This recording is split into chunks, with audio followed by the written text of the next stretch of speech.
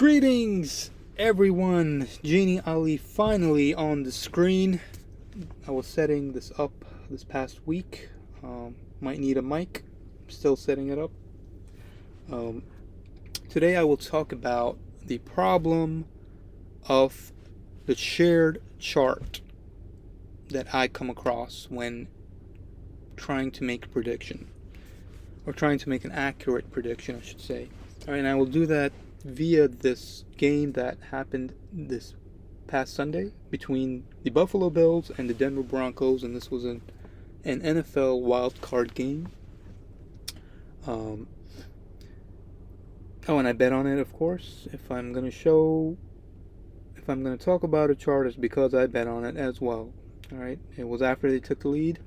All right, I also bet on the Ravens and the Steelers. Same thing after they take the lead, and Packers and Eagles. All right, pretty much when it was like almost over. And these bets are not based on the chart. These were just like, regular gambles. As the bankroll gets higher, it just becomes easier and easier. I'm sure most of you know that. Anyway, so this was a chart. Let me just go into the checklist. All right, so I've made a checklist. So first you identify the chart. You look at what's the important aspects, etc. There is a checklist that John Frawley made in his sports astrology, but this is a little, refined, fine-tuned, like I said it. So first you look at the chart, what's happening in the chart, and then after the chart you access the records to see if you've had the same occurrence before. Because remember, my predictions are all based on data. You see behind me? That's like 1% of my database. Because when you predict based on data, you will have proof. You can prove your predictions, then why you were right or why you were wrong, if you have data, etc. I can prove all my predictions based on the data. All right. So let's just look at the chart now. The thing to note here was that this chart was not unique. All right.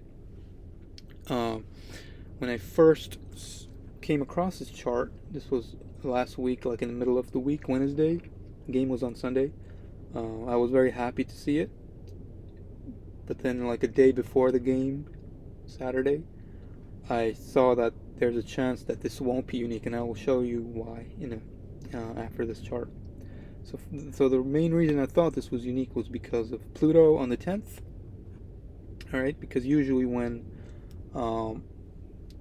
there's an aspect that involves an outer planet, like Pluto or Neptune or Uranus, that involves an outer planet with around the cusp, 1 degree, or the pot of fortune, 1 degree, it's usually unique because of that 1 degree orb. It's a very small radius, 1 degree. In very rare cases will that kind of chart not be unique. Only if there's another game in the same location at the same time, as was in this case. All right. So this was the first aspect, Pluto on the 10th, which is a testimony for the Broncos. All right, one to the Broncos. Then we had the moon making a trine to the pot of fortune, which is a big testimony for Buffalo. All right, or the favorite. And then the moon also made a trine to the ruler of the first, Taurus Venus. Okay, so this was a chart, and I was very happy, and I couldn't wait till Sunday came and I would predict it. All right, so we've identified the chart, all right, the aspects in the chart. Next, let's access the database. All right, so then I went into the database, all right, and my prediction was based on what was saved in the database of charts that had the same thing happening.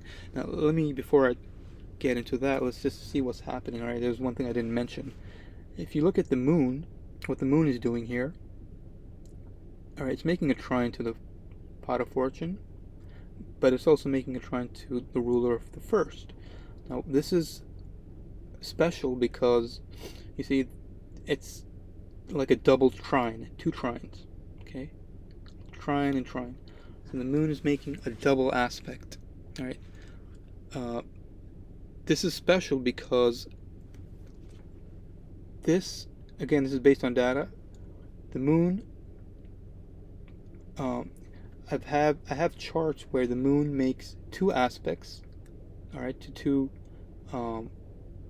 important parameters like Fortuna and 1, but the aspect is not the same. In this case, it's both are trine. So the moon could have been square pot of fortune and then trine 1, right? That chart's prediction would have been different than this chart's prediction, all right? I hope you get that.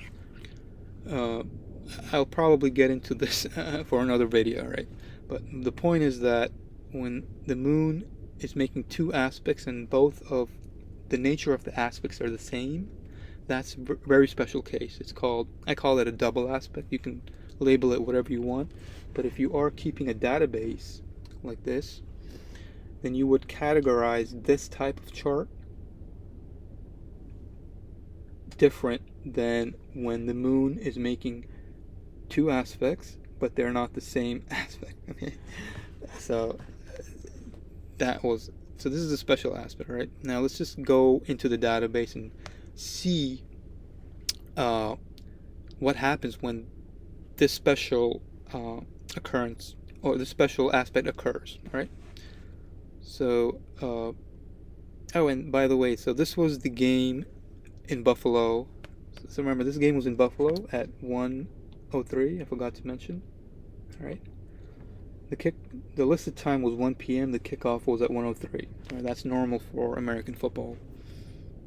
And so during the week, I was very happy and my confidence was high for this prediction until on the day before I saw this game. This was a college basketball game with this team, Canisius, right? And they're based in Buffalo as well. So I was like, oh no. When I saw that, I was like, uh-oh. And it started at, the listed time was 1 p.m. and the tip-off was exactly 1:03. I mean, what are the chances of that, you know? It makes me think that, you know, there are people that know about this and they intentionally start these games at these times. But, you know, that's for another day. Alright, so let's look at, so now we go into the database. Alright, so that game, the Buffalo game, was not unique. Just keep that in mind, it's not unique. Now the database I'm looking at, assuming it is unique, alright, before I found the other game, the basketball game, college basketball, alright.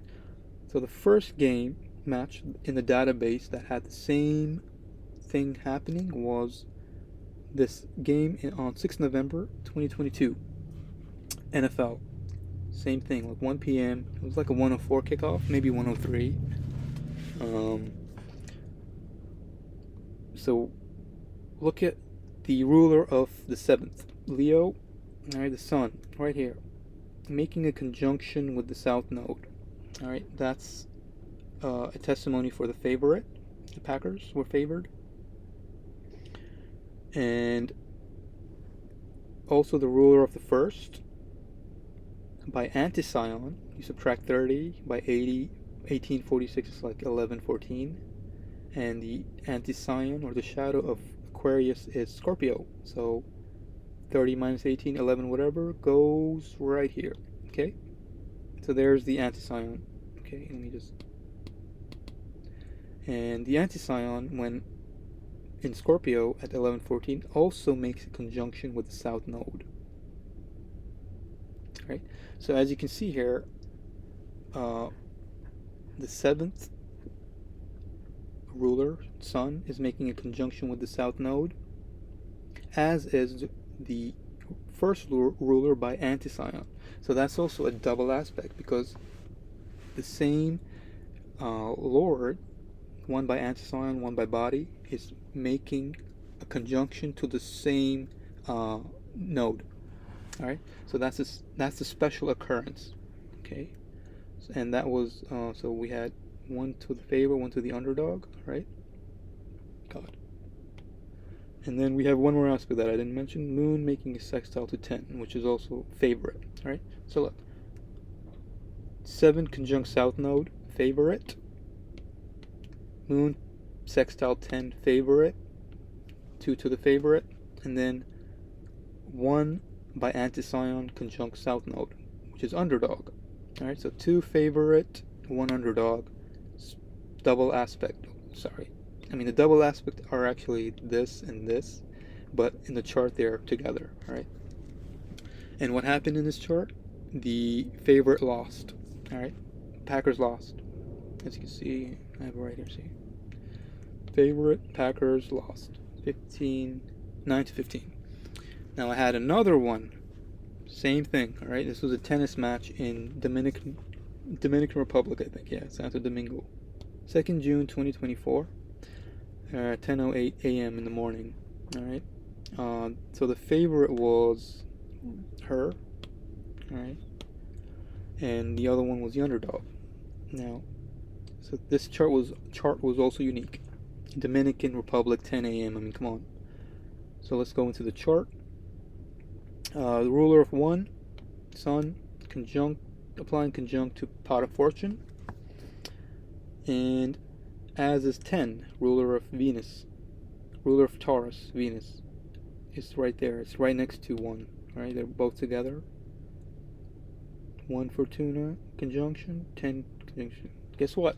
Double aspect. Favorite. And then there was another aspect. Moon making a conjunction to the 4th Lord, which is Scorpio, Mars. Whoop. And that's to the underdog, alright? And that was it. And that's the same thing again. Favorite, underdog, double aspect. And guess what happened? The favorite, her name was Harrison, she lost. 3 sets, alright? And so when I looked at the database and I saw these two charts, having 2 records is enough. Having 1 record, I would recommend having 2 records to be confident for a future game. If you have 1 record, I wouldn't be so confident, but you could just give it a shot for the future, alright? Remember, we're predicting the future here. So for this chart, favorite, underdog, double aspect. Based on the data, this was going to be an upset. This was going to be an underdog win, just like in the 2 records that I showed you. Alright? But because it was shared with this college basketball game in Buffalo, same start time, the Buffalo Bills won. And I was waiting for them to kind of take it away, and that's when I wagered on them. And that's it. That's why the Bills won, because the chart was shared. It was not unique. So this is the main thing to look out when making charts for the future and predicting them. Look for identical charts. Usually on Sunday there aren't many shared chart problems, but just this Sunday it happened. All right. And as you gain more experience, you will identify it and not lose money.